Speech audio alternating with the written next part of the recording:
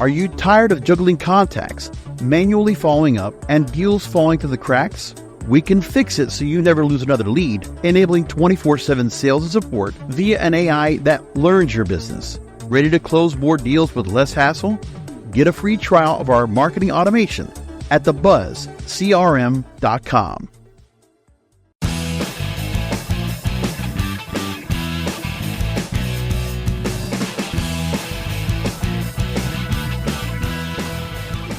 Hello and welcome to SEO 101 on WMR.FM, episode number 486.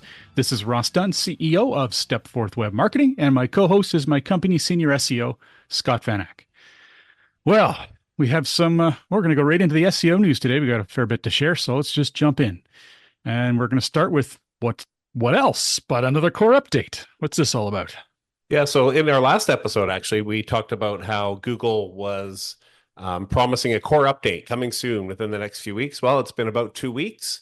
And on November 11th, they rolled out a new November 2024 core update. So it's kind of the same as every other core update, really. It should take about 2 weeks to roll out. That's what Google's saying. And their words are, this update is designed to continue our work to improve the quality of our search results by showing more content that people find genuinely useful and less content that feels like it was made just to perform well on search. Blah, blah, blah. Blah, blah, blah. The usual. Google's advice and ours as well is simply create quality content meant for people. Unless, of course, you just happen to be hit by an update that destroys you because even though you've written great content, their system can't handle it. Yeah, and then you just give up. Yep. I don't. We'll start a new business, they say. Yeah, that's pieces of poo. Brutal. Well, every business has, I don't know, $100 billion liquid like Google, right? So you can just do whatever you want, really. It's crazy. So yeah, no real advice, the typical stuff, but keep an eye. Your rankings hopefully don't hurt in the next couple of weeks. So be watching to see what happens with our clients for sure. All right. Why don't you take the next one too, and I'll handle the practices next.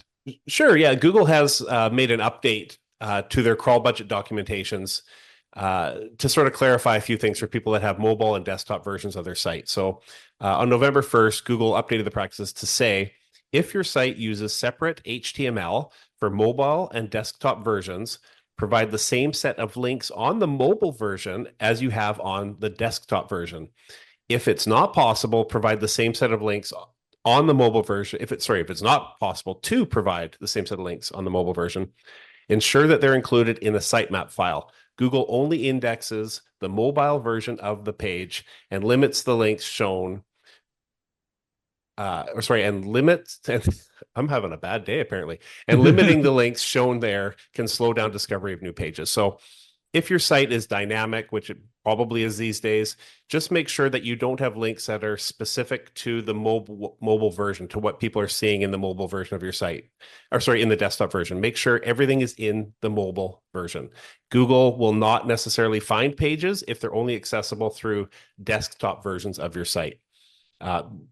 Most people probably have this, but I've seen sites where the navigation changes, the header navigation changes. And if you've got a core link in your mobile nav that's missing, but it's there on your desktop navigation, you're going to have problems. So yeah, we still run into it quite commonly where clients think desktop first, mobile a distant second. And I mean, I admit I fall into that sometimes too. I mean, even though we do this all the time, after decades of thinking desktop only, it's not the easiest change, but yeah, mobile is everything now. So make sure you do have all those links in place and it's not dramatically different because they might not find it. But I think it can be tricky too, because when you're building a website, most people build a site on a desktop computer. I don't know if a lot of people building sites on their phone.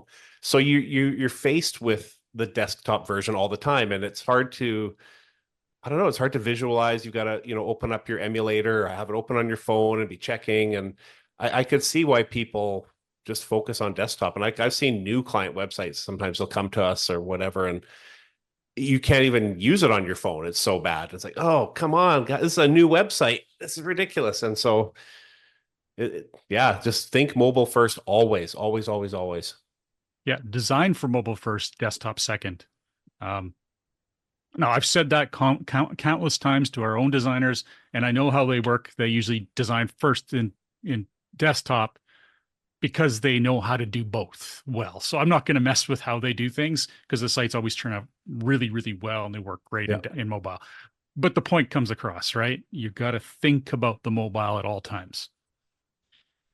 All right. This is an article, I believe it was from Roger Monti, 6 SEO practices you need to stop right now. It's on searchenginejournal.com.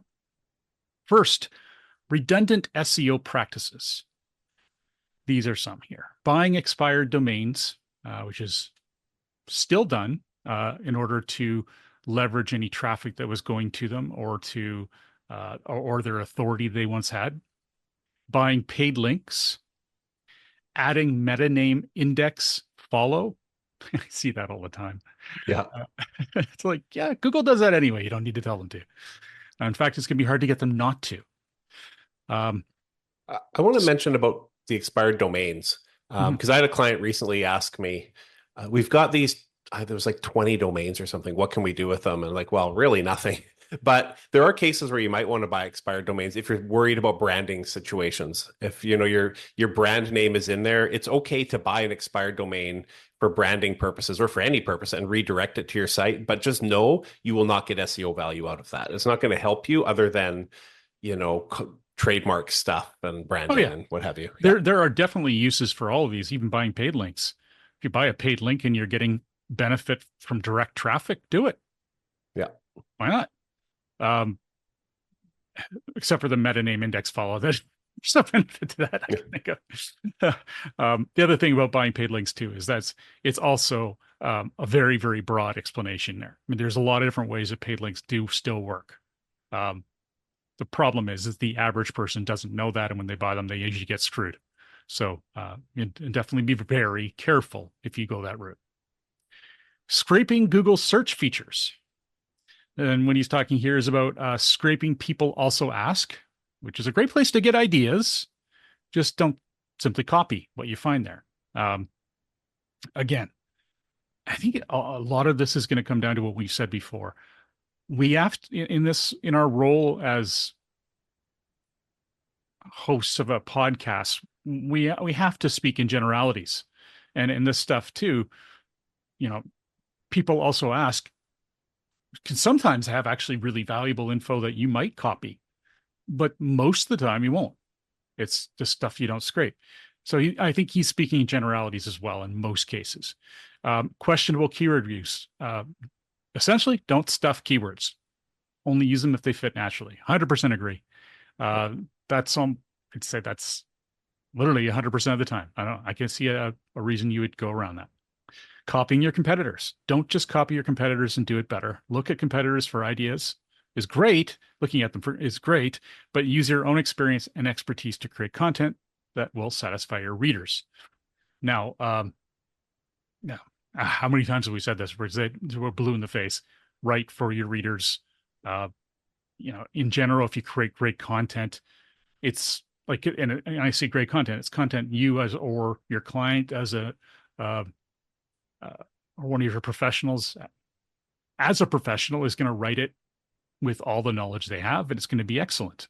And they're going to ensure that it's not flippant and just a waste of time. You got to work on your content, and it will pay off. And just don't add more content because Google. That's how he puts it. Don't add content to just add content. Again, a good generality. I think there are instances where we told clients that you've got 5 pages. You need more content. You are going to add content, even though you feel you don't need to. Just add content. There's definitely, like, if you've got a 10,000 page site, you probably don't need to add that one more page. But if you've got, like you said, a 5-page site, you're going to have to add content because Google. You're going to have to. Yeah. Well, and oftentimes there's all the really other good reasons too, like a good FAQ may be missing and things that people are genuinely looking for when they go to the site. And sometimes you'll find that if you have a search box on your site, you can look at some of the search history. I don't think enough people do that. And you'll get some really interesting insights into what they're looking for when they're on your site. And if they're looking asking questions and they're not finding an answer, that's something you need to add to your FAQ. Basing decisions on the research of millions of Google search results. He suggests not to make decisions based on SEO, quote, research studies. He says that isolating one factor in a study of millions of results ignores the reality that pages are ranked due to many signals and systems working together. These correlation studies often overlook search features such as featured snippets, videos, images, shopping results, etc. Correlation is not causation is, again, another standard in our industry. You really got to keep that in mind. Now, I would disagree that you can't make any decisions based on SEO research studies. Some of them are good enough that it can lead you in a different direction. So I'm not sure that's a disagreement. That's more like interesting. That's insights. You see something that gives you an insight, then you can do your own research and dig deeper. One of the things I thought I liked about what, I'm not sure where she posted this. It might have been in LinkedIn. Joanne Hawkins mentioned that something along these lines, which is don't just try to keep up with everyone in this competitive marketplace by following what they're doing. Do your own research. Keep on the cutting edge by working on it yourself. A lot of agencies are going underwater, and it's because they're not keeping on the cutting edge. Things have got a lot harder. And I totally agree. It is a lot harder these days. And especially in the local space, finding that much more difficult. And that's what she's fully in. So I can see why she's saying that. Anyways, look, studies and stuff and research is not easy. It's something that we always fight hard to fit into our time, but it's part of our job and we have to get it done. All right, what's next? Yeah, so this is just an interesting little take. There was a study by Dragon Metrics that found there is contradictory information for similar searches based on, essentially the same fundamental question, but being asked two different ways. And I've never really noticed this, but it's probably because I don't search multiple ways for the same thing. But there are a couple examples that they give. And one was for the search phrase, no link between coffee and hypertension. And the response says, caffeine doesn't have long-term effects on blood pressure. But if you search for a link between coffee and hypertension, the response is caffeine may cause a short but dramatic increase in blood pressure. So the answers themselves in this case may actually be correct in both cases. One is talking about short versus long term, but if you're not really really digesting what Google is showing you, you may misinterpret this. And it's essentially the same question, like what's the link between coffee and hypertension? There's another example they used, and it was political, and I won't go into the political world because nobody wants us to talk about that. But the questions were essentially, is this candidate good versus searching for, is this candidate bad? Essentially, it's the same question, but the the results were dramatically different in search results. So are they bad? And then it spits out a whole bunch of reasons why they're bad. If are they good, it spits out a bunch of reasons why they're good, but it's not really saying are they good or are they bad. So it's just kind of interesting that you have to be careful with your search phrasing because you could get a completely wrong answer just based on how you're asking. Yeah, I remember I was seeing some of those, and there were really good examples of some messed up answers there. But one of them, too, was, what do you think of this candidate? And it would say all this information, and sometimes it was really negative. And then what would you say about this candidate? Oh, this person's great. And yeah, it was like, whoa, it was so black and white. It's like, maybe I shouldn't be asking you. This is just a little bit too, it's like they admit a decision themselves. So you got to take it with a grain of salt.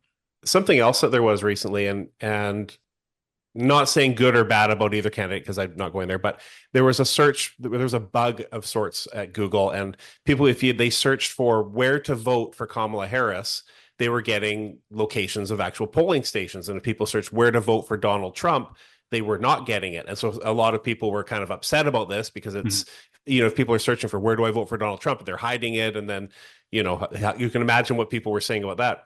But in that instance, the reason for the Harris based searches showing polling stations was that there's Harris County, and Harris is a location, it's a place. So they were serving different results. As far as I know, there's no Trump County or cities or towns named Trump. Maybe there are, I don't know.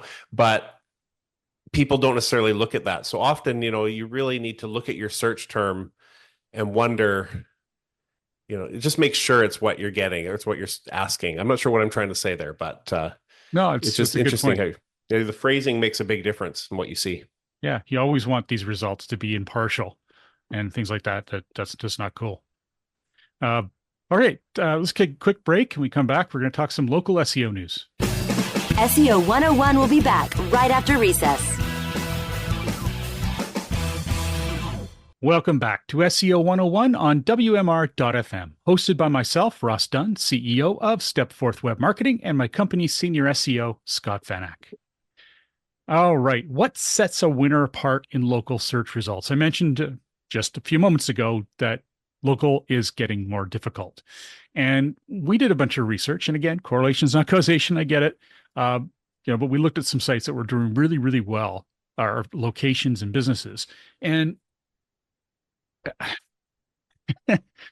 I didn't like this result because I'm not a big fan of social media, but the fact is, this is actually 0.5, but in my list here, but I just can't help but say it. They had great social media presences. I mean, they had a ton of personality. They were having fun in the office. They were doing silly things.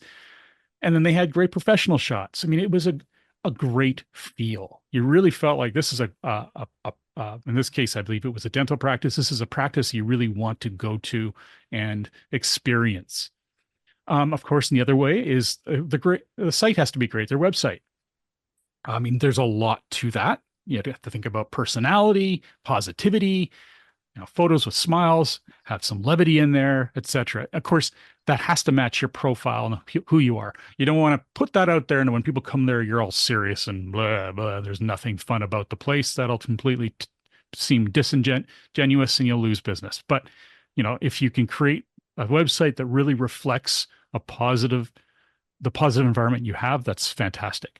Next, a proper Google business profile. You have to have one, and you have to maintain it really, really well. Add photos to them regularly, create posts, just keep it active. You can have staff help you with that. You can have people going to it on a regular basis, or I should say anyone who's leaving reviews on a regular basis or anything like that, any kind of reviews, you should go in there and you should be thanking them. Review responses. We've seen enough examples of people doing better because they're doing that I'm grateful for that, by the way, that it seems to be helping with results. Now, a reason I'm grateful is the reviews. You should be thanking people. It's a very simple thing to do. It's very quick, and it shows them that you care and that you've taken the time to see them and see their thanks. And I think that's a really good move. Lately, I've been really pushing for my Google account. I've been reviewing like crazy, especially when we've been traveling. And I don't know, it's weird, this sense of happiness you almost get when the business does reply. And even if they just say, thank you so much for your review, we really appreciate it. I mean, that, I don't know, like it makes a difference for some reason to me. And, but I get nervous when I leave a bad review and they respond, then I feel bad. I feel guilty when they give me a nice response to my bad review. Like, oh, should I have left that bad review? And then I'm sometimes tempted to delete it. I never do, but so maybe being positive to bad reviews might get some deleted. I don't know. Maybe. Well, and the other thing, the one thing you got to be careful of, this sours a response immediately to me. If they respond to me or if I see one of our clients doing this, it drives me insane. It's when they respond boilerplate every single time. Yeah. And you'll look at the reviews and you'll see they're answering the same thing every time. There is no personal touch there. They don't care. That's what that's saying. And you might as well do nothing because that just looks awful. It makes me actually angrier. It's like, don't even bother. I know I'm easy to anger, but hey, there you go. Yeah, I walk on eggshells all the time. I get it. Okay, how the FTC's new review policy could impact your local SEO. Look at that, a perfect little. It just moves right into it. Okay, so what's this? Yeah, so there have been some new review regulations introduced by the FTC. There are rules that ban fake reviews, and this took effect at the end of October on the 21st. Potentially, each review violation could see a penalty of $50,120 each. So, well, first, before I put in what's actually banned, that does make me think. I immediately go to negative SEO and let's buy a bunch of fake reviews for our competitor and see if they get penalized. So I'm curious how Google's going to address, or not Google, the FTC will address that. How, I don't know if that, I guarantee that's going to come into play at some point. Somebody's going to do that. But anyways, so what's banned? What are you not allowed to do? So fake reviews, obviously, that includes AI generated reviews and testimonials, largely from users who haven't experienced the product or service. It's fairly straightforward. Purchase reviews, so both positive and negative reviews that were bought or incentivized. So such as, hey, I'll give you 10% off a future purchase for a positive review. You can't do that. Insider reviews, so these are reviews from employees, their families, or affiliated companies. I never review client websites, although I'm always tempted to review all of my client websites, but I know better not to do that. There are a few where I've actually purchased things from, and like a company we have that does HVAC, I bought a heat pump from them. So naturally I gave them a good review. So it's totally legit, but really don't have your employees leaving reviews. Don't just don't really. Review suppression. So using threats or intimidation to remove negative reviews. I actually had an experience through my sister with this one. She had a company that she was working with, and they were absolutely horrendous, bad. And she left them a scathing review, all factual, all true. And the woman replied to the review, called her out by real name, put personal information in her reply, including her phone number, her home address, all kinds of personal information, threatened to sue her if she didn't remove her review of the company. And it went on and on. I can't remember the whole thing, but it was super ugly and nasty. And I told my sister, I'm like, you need to do something about, like, report it, maybe even call the RCMP, because it was to that level. She decided it wasn't worth the stress, and she just deleted the review and caved to the pressure. No. And certainly the company, the woman at this company that's what she was going for. I'm just going to go extreme and they'll remove this review. And that's exactly what happened. And I don't know what I would have done. Is it worth it fighting it? Maybe. Like, I definitely would have tried reporting it to Google. I don't know if I would have called the RCMP, but maybe I would have, like, because it's a threat, basically. Anyways, FTC doesn't want you doing that. Clearly you shouldn't anyways, but that's one of the rules. Company controlled review sites. I've never actually seen this in practice, but if, essentially creating a website for reviews for your other business website that you control and claiming it as an independent site. So I don't think I've seen examples of that, but me neither. No. Yeah, don't do it. I found that interesting. And then false social proof. So buying followers or views to create an artificial social media influence. So yeah, all those, you do that, you could be paying over $50,000 per incident. Good luck proving false social proof, though. That's got to be near impossible. I feel a lot of it would be really hard to prove. Review suppression, I think you could prove the threats and that pretty easily. So some of the stuff you could, a lot of it would be hard to prove. There are a couple examples that, where was this, at Search Engine Land, I think. They gave a couple examples, real world examples. There was a site, Fashion Nova, was fined $4.2 million for blocking negative reviews on its own website and allowing only 4- and 5-star reviews. That's pretty significant. There's also a rental listing platform, Roomster, was penalized for thousands of fake positive reviews. That case is still pending, so who knows what's going to happen there. But so they are taking action in the big cases. If you've got one review that's fake, I wouldn't stress. I'd get rid of it if you could, but I wouldn't stress about it. I don't think they're really focusing on targeting these small operations. I think they're going after the big stuff. Amazon. Terrible there. I'm curious to see what happens in the next few months. Amazon's going to have to purge their reviews. It's just fake review after fake review. But there you go. Keep your reviews legit. Is the lesson there. They're going to be overwhelmed very quickly. Unless they've got a massive department, they're going to have years and years of work submitted to them in terms of complaints within a month. Not even. Oh, dear. I mean, there's just so many. I mean, just locksmiths alone could give them work forever, I bet.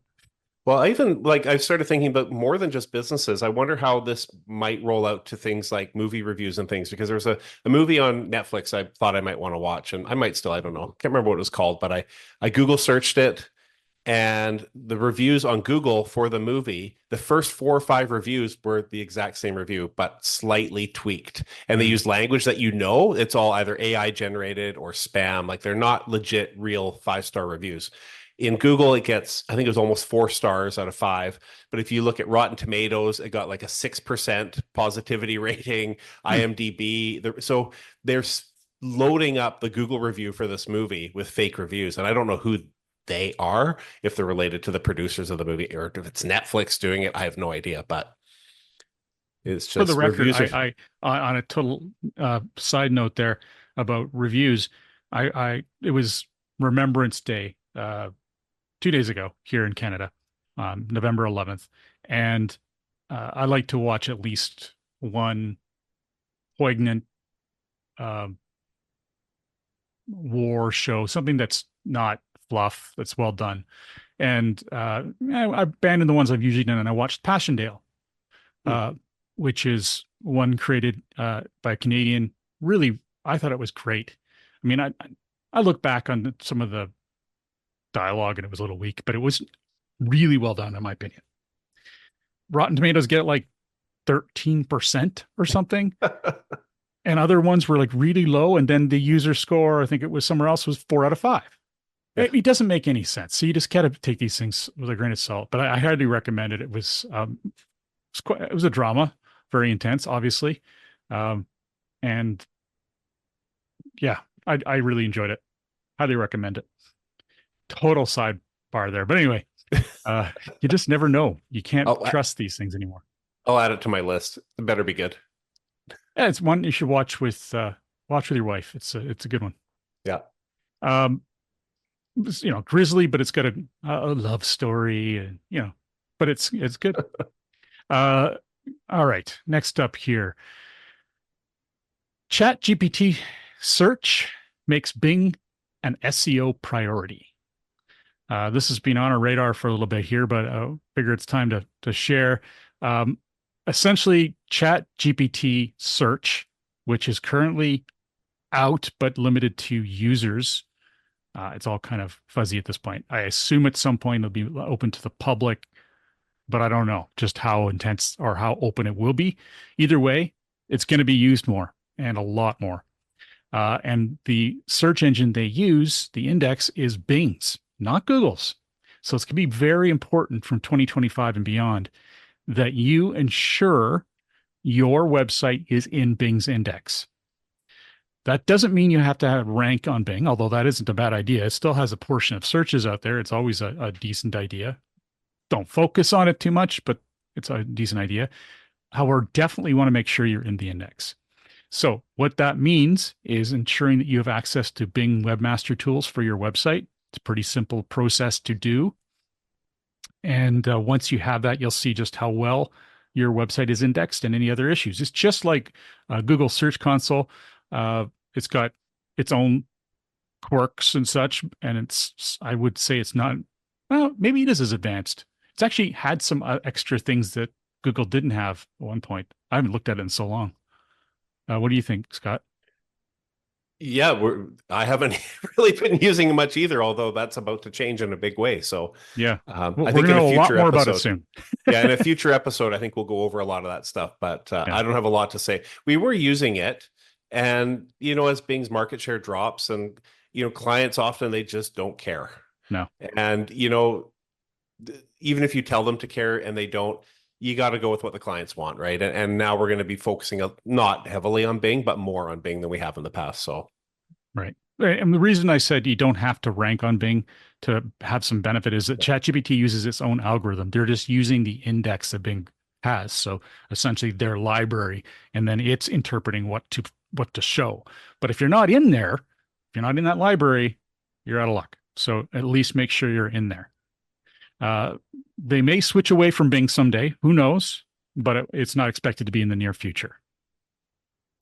All right. Next up, Google AI overview displayed within People Also Ask. Fill us in. Yeah, so I think we have a little bit of AI overviews news every single week. We got a bit of stuff from them coming up all the time. Yeah. Derek Perkins, Barry Schwartz talked about this on SE Roundtable. Derek Perkins posted to X saying, "We've started seeing and parsing AI overview results showing up as the answers to people also asks." So in his example, he had done a search for which is the best car for a family of 5, and in the people also ask, it was AI overviews nested within there for the answer to the question, not data pulled from, whatever website like you commonly see in like a featured snippet or what have you. When Barry checked for himself, he only saw the featured snippet version. When I checked, I saw neither. So there we go. But I found it interesting that the standard featured snippet version had completely different vehicles listed than the AI overview version. Obviously, they're pulling from different sources, but it's interesting to see AI overviews in there now. And I don't know how I feel about it. I feel like in the people also ask box, I want to see real Q&A stuff from actual websites. I don't want an AI overview in there, but maybe that'll change. Maybe I do. I don't know what I want there, but I'm not going to trust it. I want to see variety. Yeah. I think that's going to be something they run into and hopefully figure out, because the best thing about search is variety. I don't trust them to make a decision for us. I think there would be examples to that where I maybe prefer AI. So in this example, which car is the best? Well, AI overviews doesn't really know. I want real tested review results from people, right? That's what I would want in any sort of review type situation or something. But if I want to know, what day is daylight savings this year?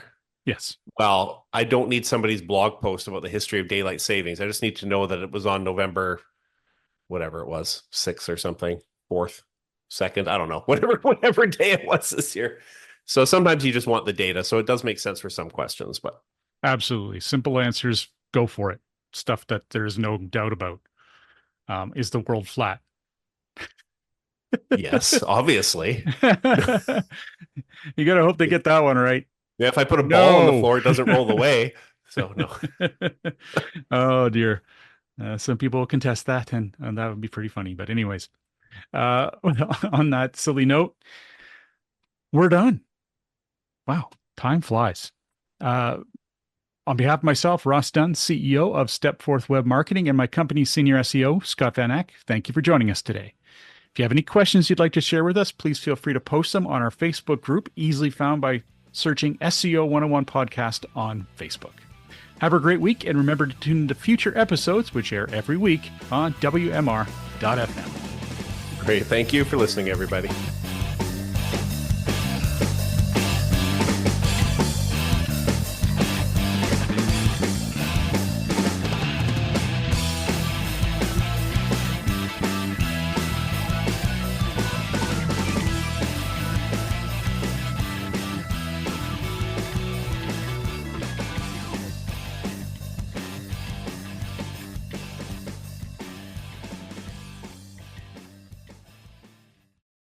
Are you tired of juggling contacts, manually following up, and deals falling through the cracks?